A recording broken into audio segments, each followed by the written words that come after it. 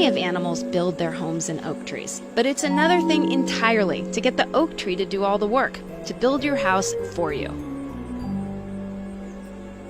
Say you're an oak tree, just sitting there minding your own business, when suddenly this tiny wasp comes along. She says, "Hey, why don't you build me a nursery for these baby wasps I'm about to have?" And then she injects her eggs under your skin. You find yourself creating an entirely new structure, one you would have never built for yourself. What nerve, you might say? What gall? And you'd be right. This thing, this parasitic wasp house, it's called a gall. There can be dozens of types of galls on a single tree, each one built to order for a specific species of wasp. They're called gall-inducing wasps, and each gall is weirder and more flamboyant than the next.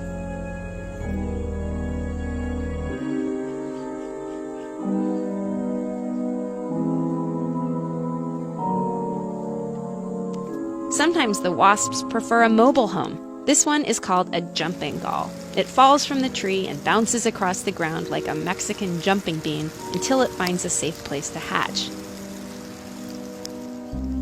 As a protection against predators, galls can taste incredibly bitter. Bitter like the bile produced by a gall bladder.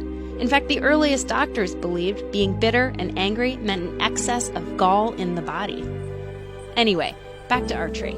Inside the gall, the larvae mature and develop, and as they grow, they release chemicals that tell the tree how to build the gall. The tree is tricked into funneling nutrients into the gall to feed the hungry wasp larvae. Scientists call this a physiologic sink. For the larvae, it's like living inside a giant banana, an endless supply of food.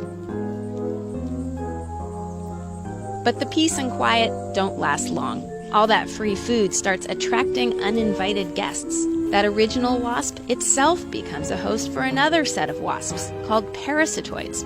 One study in the UK found 17 different wasp species living in one gall.